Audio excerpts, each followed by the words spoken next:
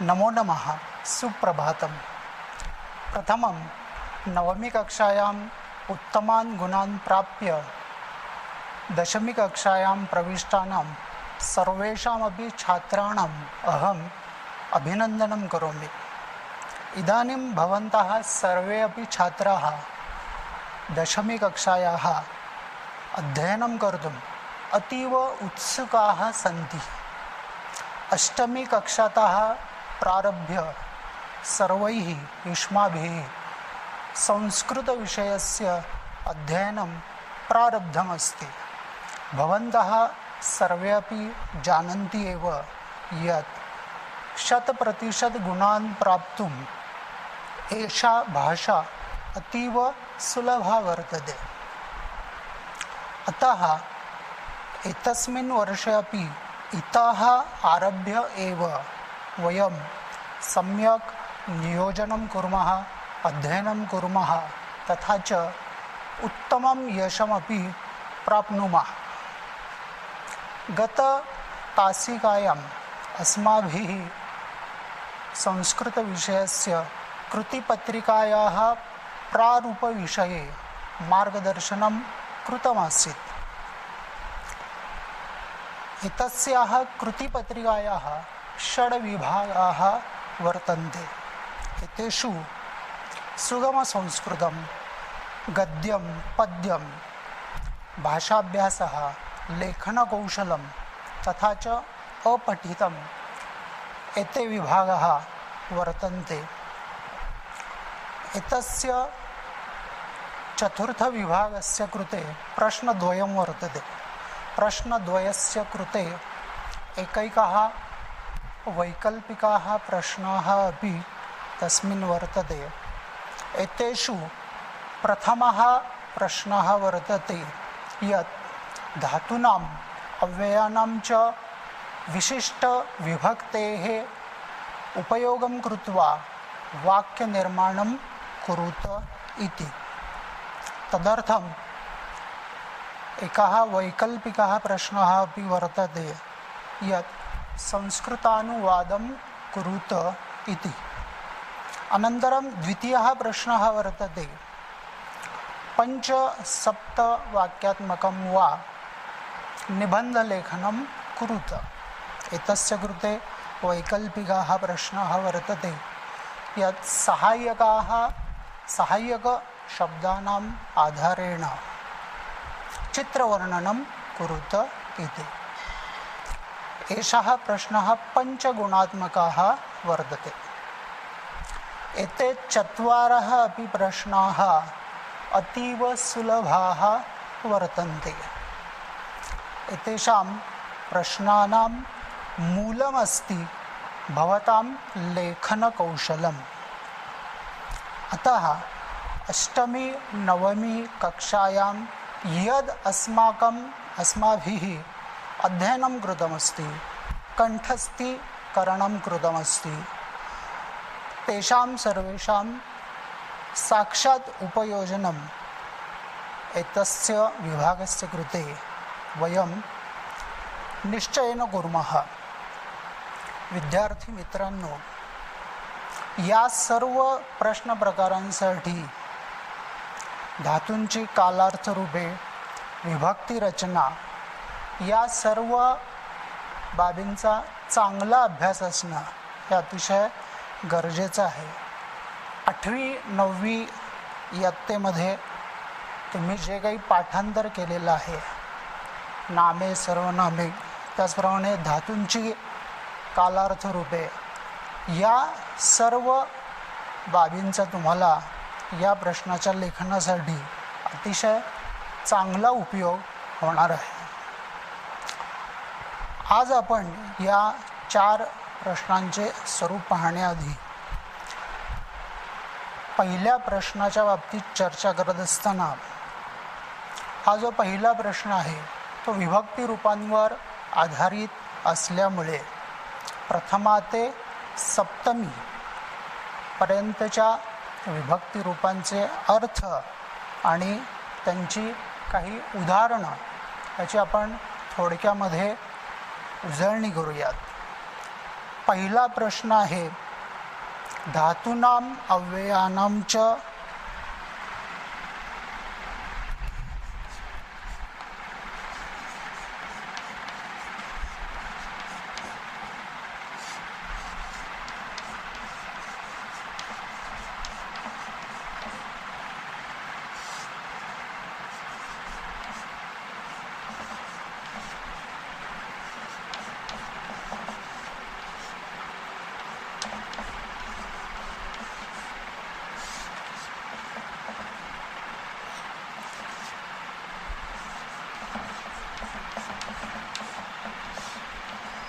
धातूनां अव्ययानां च विभक्तिरूपेः उपयोगं कृत्वा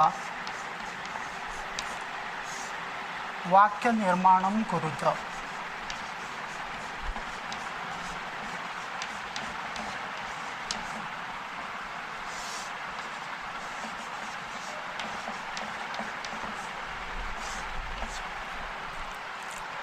यासाठी आपण प्रथमा विभक्तीपासून सप्तमी विभक्तीपर्यंतच्या सर्व विभक्तींची एक एक वाक्ये उदाहरणादाखल पाहूयात।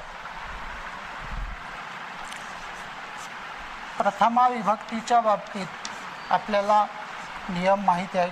कर्तृपदस्य प्रथमा, वाक्यामध्ये जे कर्त्याचं पद असतं त्याची आपण प्रथमा विभक्ती वापरतो। छात्रः पुस्तकं पठति,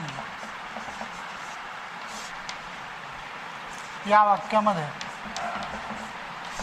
छात्र हे कर्त्याचं रूप आहे, त्यामुळे त्याची आपण प्रथमा विभक्ती वापरली। द्वितीय विभक्तीच्या बाबतीत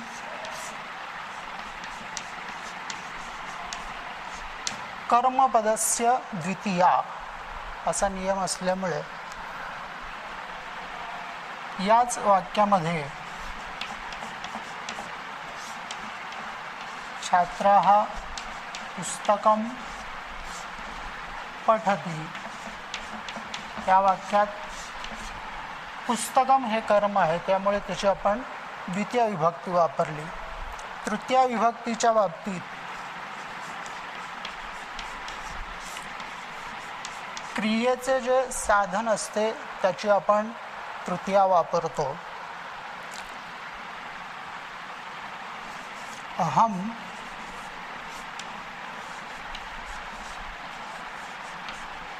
सुधाखंडेन लिखामि,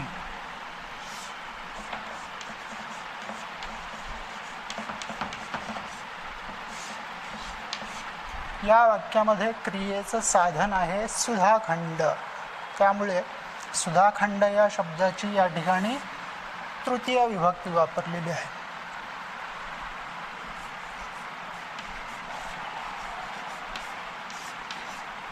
चतुर्थी विभक्तीच्या बाबतीत संप्रदाने चतुर्थी असा नियम आहे।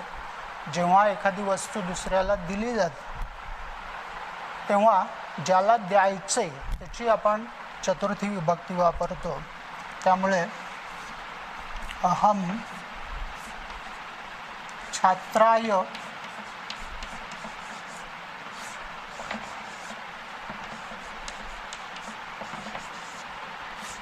पुस्तकं ददामि,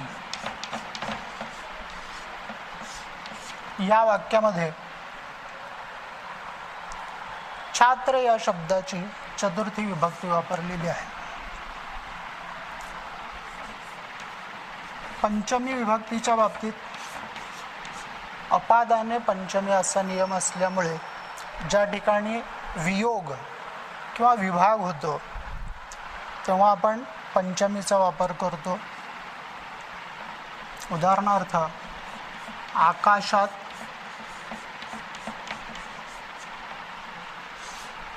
तोयम पतति,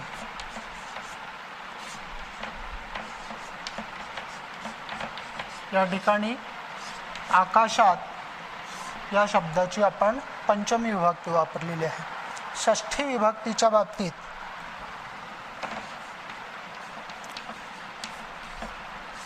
संबंधवाचक शब्दाची षष्ठी विभक्ती केली जाते, त्यामुळे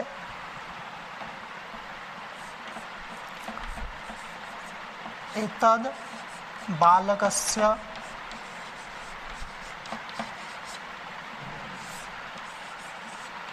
पुस्तकम. या वाक्यामध्ये बालक या शब्दाची षष्ठी विभक्ती वापरलेली आहे.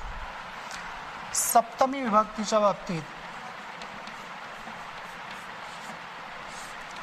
प्रत्येक वस्तूचा जो काही आधार असतो त्या आधाराची आपण सप्तमी विभक्ती वापरतो. त्यामुळे धनम कोशे अस्ति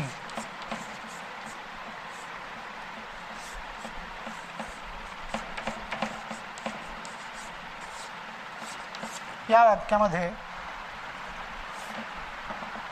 कोशः या शब्दाची सप्तमी विभक्ती वापरलेली आहे. याप्रमाणे प्रथमा ते सप्तमी पर्यंतच्या विभक्तींचं आपण एक एक उदाहरण पाहिलं.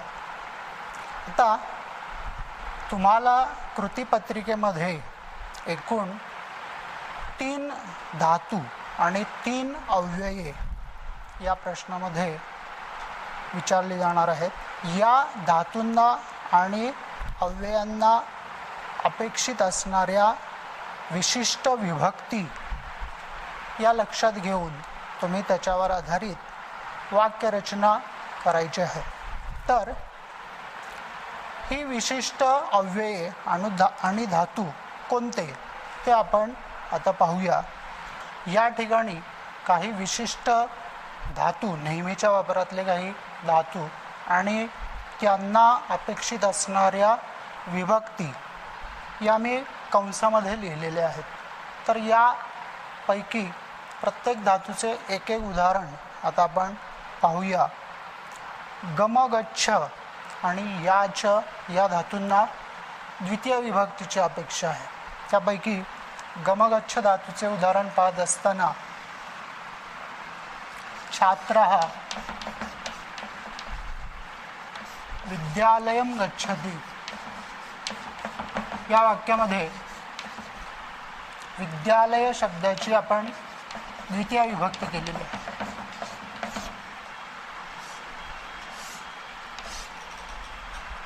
त्यानंतर कथ, क्रुध, कूप आणि रुच या धातूंना चतुर्थी विभक्तीची अपेक्षा असते.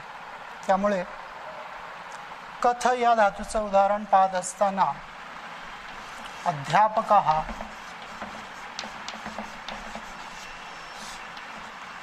छात्राय कथां कथयति.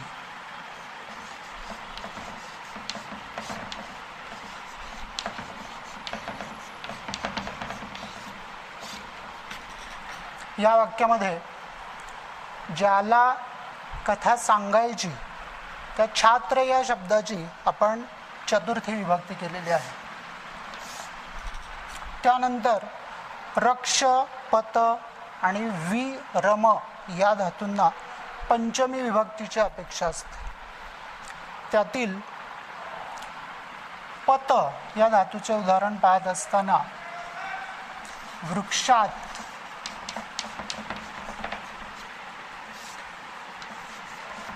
फलानि पतन्ति.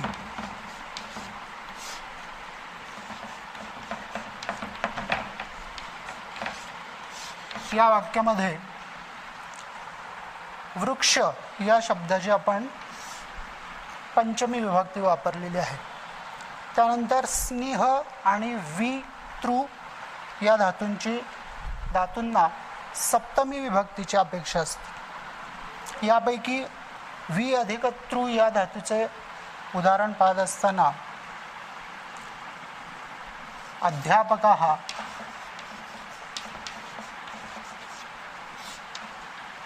छात्रेषु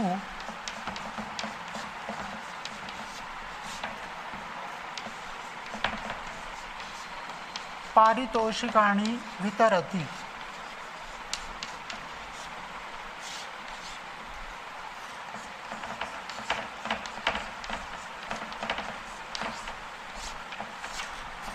यातील छात्र या शब्दाची आपण सप्तमी विभक्ती वापरलेली आहे.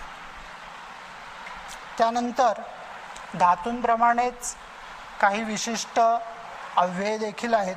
त्या अव्ययांना काही विशिष्ट विभक्तींची अपेक्षा असते. त्यातील काही अव्यय आपण पाहतोय. यातील परितः आणि प्रति या अव्ययांना द्वितीय विभक्तीची अपेक्षा असते. यातील परितः याचे उदाहरण पाहत असताना विद्यालयम परितः,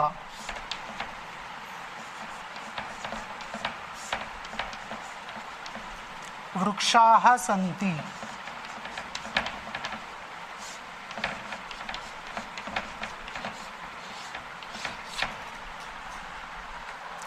या वाक्यामध्ये विद्यालय या शब्दाची आपण द्वितीय विभक्ती वापरलेली आहे. सह, विना किंवा अलम या अव्ययांना सुद्धा तृतीय विभक्तीची अपेक्षा असते. यातील सह या अव्ययाचे आपण उदाहरण पाहूया.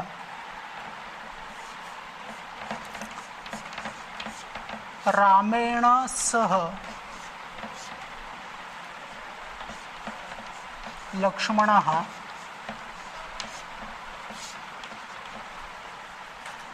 वनं गच्छति.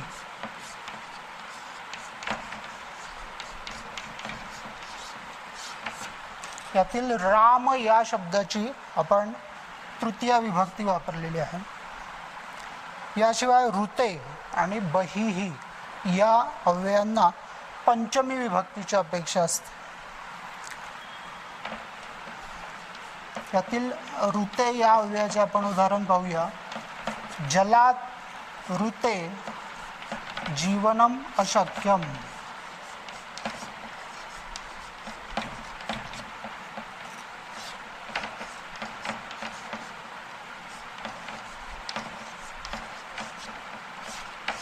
यातील जलात या शब्दाची आपण पंचमी विभक्ती वापरली. आणि कृते या अव्ययाला षष्ठी विभक्तीची अपेक्षा असते. याचे उदाहरण छात्राणां कृते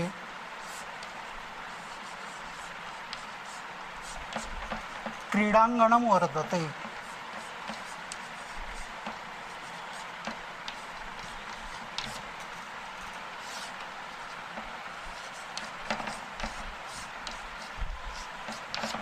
यामध्ये छात्र या शब्दाची आपण षष्ठी विभक्ती वापरलेली आहे. याप्रमाणे काही ठराविक धातूंना आणि अव्ययांना काही विशिष्ट विभक्ती अपेक्षित असतात.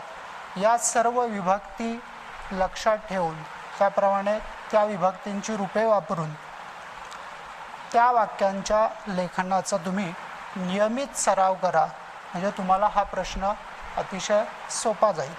यानंतर पहिल्या प्रश्नाला जो वैकल्पिक प्रश्न आहे तो म्हणजे संस्कृतानुवादम कुरुत. या प्रश्नामध्ये तुम्हाला एकूण 6 वाक्ये मराठीतून दिली जातील. या वाक्यांचे तुम्हाला संस्कृतमध्ये भाषांतर करावायचे आहे. 6 पैकी 4 वाक्य लिहिणं अपेक्षित आहे, कारण हा 4 गुणांचा प्रश्न आहे. ही जी वाक्य विचारली जातील त्यामध्ये वेगवेगळ्या लकारांवर आधारित वाक्य विचारली जाणार आहेत. कारण तुम्हाला आत्तापर्यंत लट, लोट, लंग, विधिलिंग, लृट यासारख्या अनेक लकारांचा अभ्यास झालेला आहे. त्यामुळे वेगवेगळ्या लकारांवर आधारित, त्याचप्रमाणे आत्तापर्यंत तुम्ही जी काही नामं, सर्वनामं अभ्यासलेली आहेत, या सर्व रूपांवर आधारित अशा प्रकारची काही वाक्ये यामध्ये विचारली जातील. या वाक्यांचा अनुवाद करत असताना बिनचूकपणा अतिशय महत्त्वाचा आहे. दिलेल्या वाक्यांमधील प्रत्येक शब्दाचे शब्दशः भाषांतर आपण केले आहे का हे तुम्ही तपासून पाहिलं पाहिजे. याशिवाय व्याकरणदृष्ट्या अचूक अशा प्रकारची वाक्यरचना यामध्ये करणं गरजेचं आहे. सर्व पुरुषांची आणि वचनांची वाक्यरचना करण्याचा सराव तुमचा असला पाहिजे. सर्व लकारांच्या धातुरूपांचा अभ्यास असणं अतिशय गरजेचं आहे.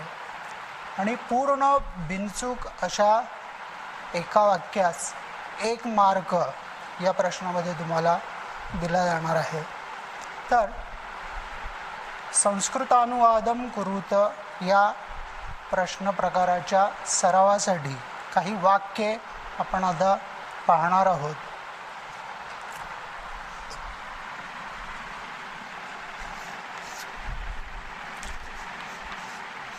पहिलं वाक्य, मुले गावाला जातात.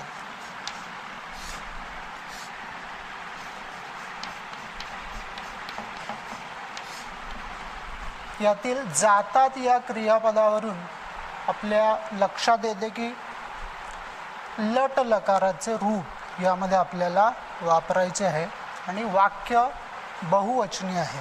त्यामुळे याचं भाषांतर करत असताना बालकाः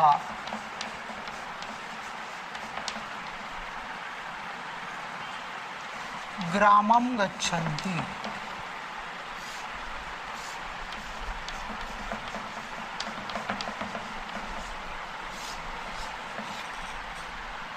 याप्रमाणे तुम्ही त्याचा अनुवाद करू शकता. हेच वाक्य जर वेगळ्या लकारामध्ये विचारलं,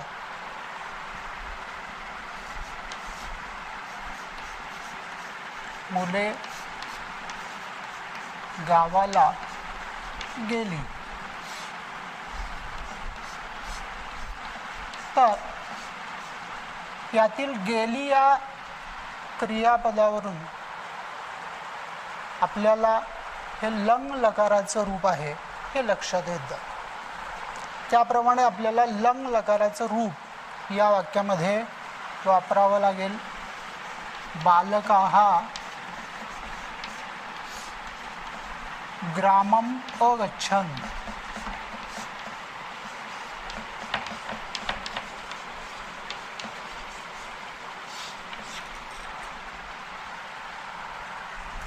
नंतर हेच वाक्य जर वेगळ्या लकारामध्ये विचारलं, मुलांनो गावाला जा, तर यातील जा या क्रियापदावरून आपल्या लक्षात येतं की हे लोट लकाराचं वाक्य आहे. लोट लकाराचं रूप या वाक्यामध्ये वापरणं गरजेचं आहे आणि मुलांनो याच्यासाठी संबोधनाचं रूप वापरणं गरजेचं आहे. त्यामुळे बालकाः ग्रामं गच्छत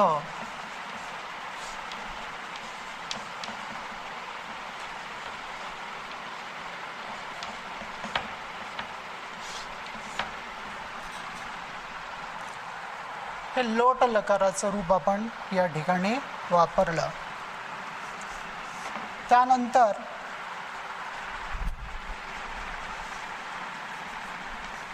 मुलांनी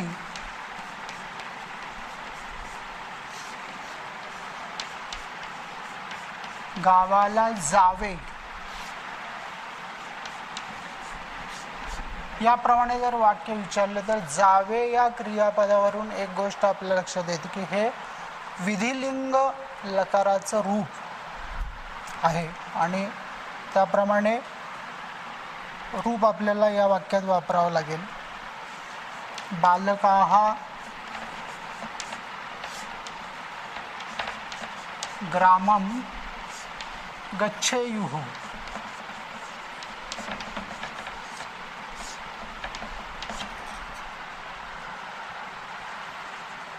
याशिवाय आणखीन एक लकार तुम्हाला झालेला आहे.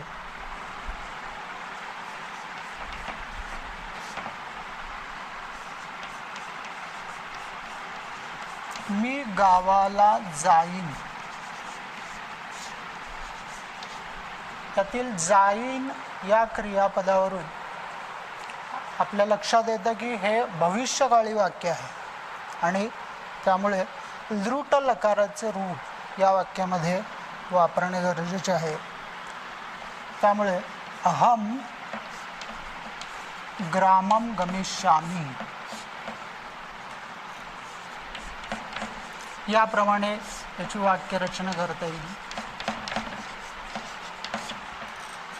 याप्रमाणे शब्दशः भाषांतर, बिनचूक भाषांतर आणि व्याकरणदृष्ट्या अचूक अशा प्रकारची जर वाक्यरचना तुम्ही केली तर या प्रश्नामध्ये पैकीच्या पैकी गुण तुम्ही निश्चितपणे मिळवू शकाल. यानंतर जो दुसरा प्रश्न आहे तो म्हणजे पंच सप्त वाक्यात्मकम निबंधम लिखत. 5 गुणांचा हा प्रश्न असणार आहे. इयत्ता 9वी मध्ये सुद्धा तुम्हाला हा प्रश्न वेगळ्या स्वरूपामध्ये विचारला जात होता. रिक्त स्थानांनी पूरयित्वा निबंधम लिखत अशा प्रकारचा तो प्रश्न होता. पण यावर्षी रिक्त स्थानांनी पूरयित्वा अशा प्रकारचा प्रश्न विचारला जाणार नाही. तर तुम्हाला तुमच्या मनाने वाक्यरचना करून हा निबंध लिहायचा आहे. मराठी विषयाप्रमाणे फार सविस्तर निबंध लिहिणं यामध्ये अपेक्षित नाही. तर 5 ते 7 वाक्यांमध्ये बिनचूक अशा वाक्यांमध्ये हा निबंध तुम्हाला लिहायचा आहे. तुमच्या सगळ्यांच्या आवडीचा हा प्रश्न प्रकार आहे, कारण कमीत कमी लिखाणामध्ये जास्त गुण मिळवून देणारा हा प्रश्न आहे. आणि याच्यासाठी 5 ते 7 केवळ वाक्ये व्याकरणदृष्ट्या बिनचूक अशा प्रकारचे लिहिणं यासाठी गरजेचं आहे. यासाठी तुमच्याकडं चांगला शब्दसंग्रह असणं हे अतिशय गरजेचं आहे. निबंधाची सुरुवात आणि शेवट हा चांगल्या रीतीनं तुम्हाला करता आला पाहिजे.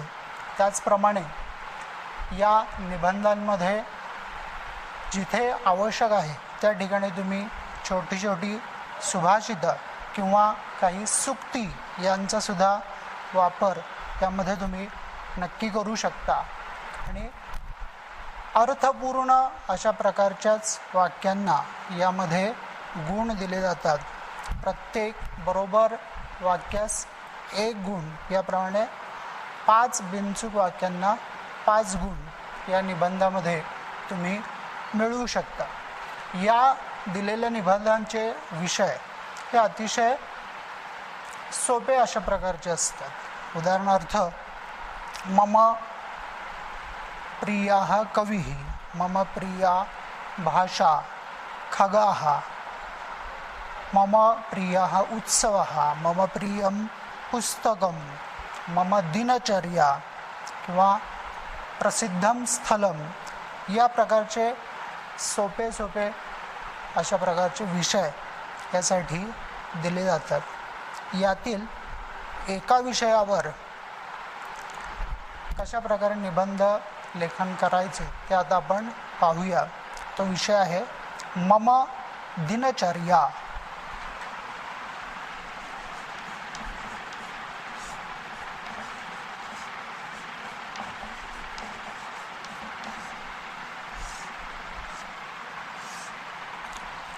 या निबंधामध्ये तुम्ही दिवसभरामध्ये ज्या काही क्रिया करता त्या तुम्ही सांगू शकता. सुरुवातीला तुमचा परिचय तुम्ही 1-2 वाक्यांमध्ये देऊ शकता. त्यामध्ये अहम छात्रः,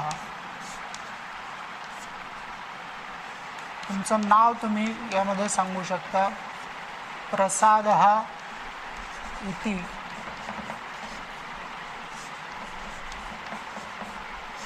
मम नाम.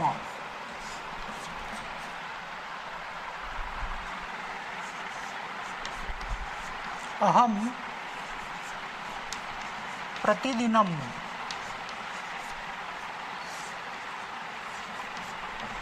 प्रभाते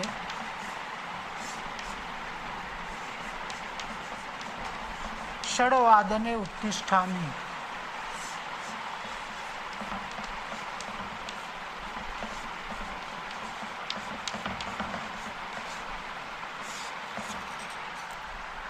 जर तुम्ही व्यायाम करत असाल तर व्यायामाच्या बाबतीतली एक सुक्ती या ठिकाणी तुम्ही वापरू शकाल, ती म्हणजे शरीरम आद्यम खलु धर्म साधनम. शरीरम आद्यम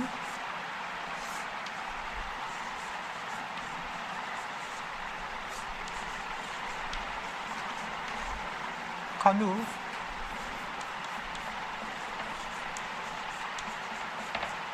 धर्म साधनम. अतः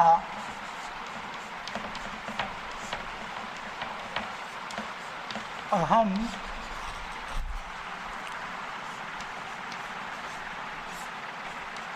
नित्यं व्यायामं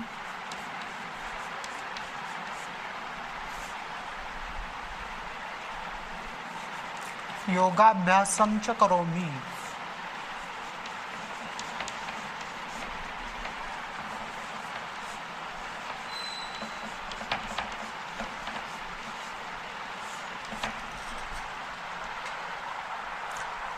अनंतरम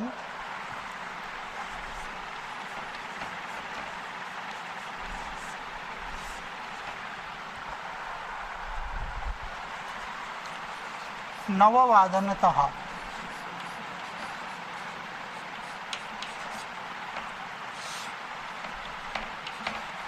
दशवादनपर्यन्तं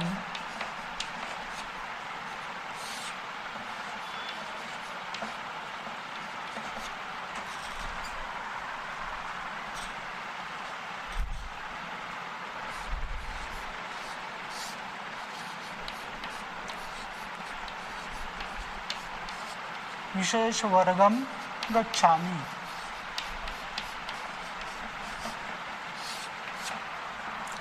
याप्रमाणे दिवसभरामध्ये तुम्ही ज्या काही क्रिया करता त्या सर्व क्रियांचा अंतर्भाव या निबंधामध्ये तुम्ही करू शकता. अहम 11:30 विद्यालयं गच्छामि. विद्यालयं गत्वा तत्र विविधान् विषयान् पठामि.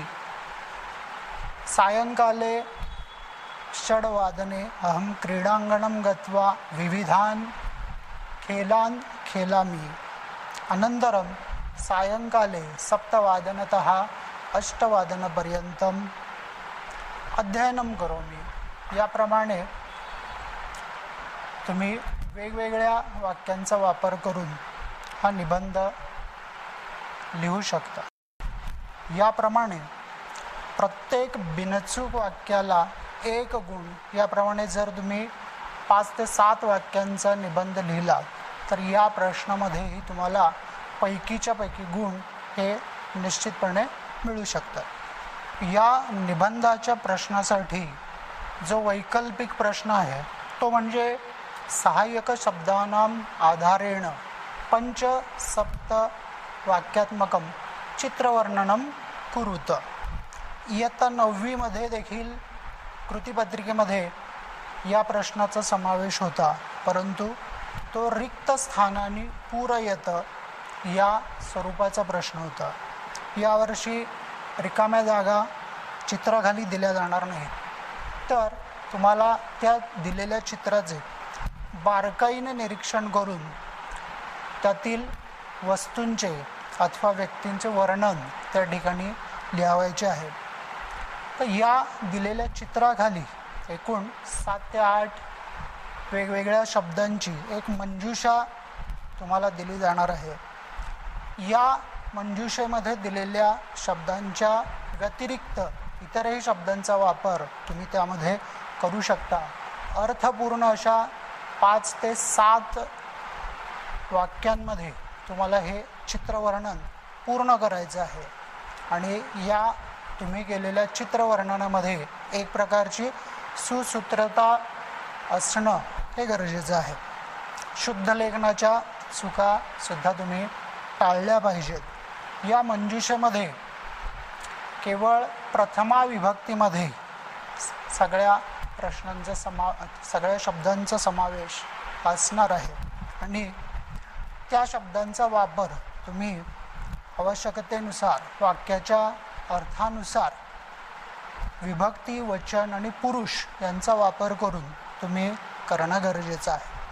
हे चित्रवर्णन करत असताना काही गोष्टी तुम्हाला टाळल्या पाहिजेत. त्या म्हणजे एतद चित्रम मह्यम अतीव रोचते किंवा एतद चित्रम रम्यम अशा प्रकारची वाक्य लिहिणं तुम्ही टाळलं पाहिजे. किंवा चित्रामध्ये दिलेल्या वस्तूंचा केवळ निर्देश, उदाहरणार्थ एषः विद्यालयः किंवा एषा नदी, अशा प्रकारे केवळ निर्देश वस्तूंचा करणं हे देखील टाळलं पाहिजे. तर या पद्धतीने तुम्ही 5 ते 7 वाक्यांमध्ये बिनचूक अशा प्रकारची वाक्यरचना करून हे चित्रवर्णन पूर्ण करू शकता. आता समजा आपल्या या वर्गाचे चित्र जर तुम्हाला चित्रवर्णनासाठी दिले तर त्याचं वर्णन तुम्ही कशा प्रकारे करू शकाल ते आपण पाहूया. या चित्राखाली तुम्हाला एक मंजुषा दिली जाईल आणि त्यामध्ये कृष्णफलकः, उत्पीठिका, सुधाखंडः अशा प्रकारचे वेगवेगळे 7 ते 8 शब्द हे दिले जाणार आहेत. त्यावर आधारित निरीक्षण करून तुम्ही बारकाईनं निरीक्षण करून या चित्राचं वर्णन लिहिणं अपेक्षित आहे. तर हे चित्रवर्णन कशा प्रकारे लिहायचे ते आपण बघूया.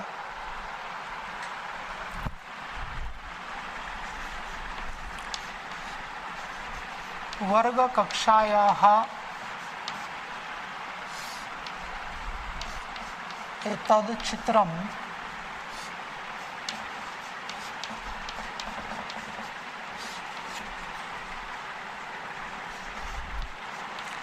अत्र एकः कृष्णफलकः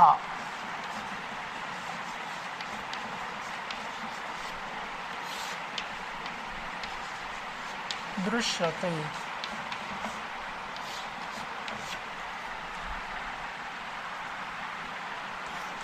अध्यापकः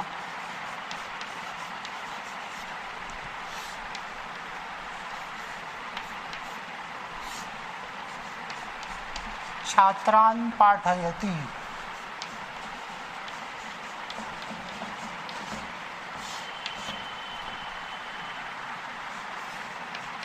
छात्राः एकाग्रतया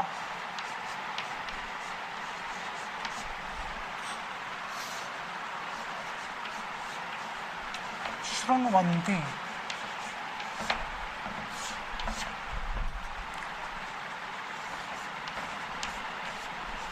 वर्गकक्षायां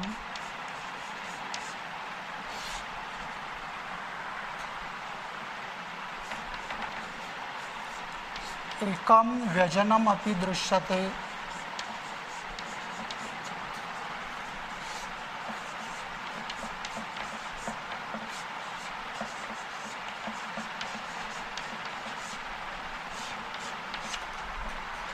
याप्रमाणे चित्रामध्ये दिसणाऱ्या प्रत्येक वस्तूचं वर्णन त्या ठिकाणी तुम्ही तुमच्या चित्रवर्णनामध्ये करणं गरजेचं आहे.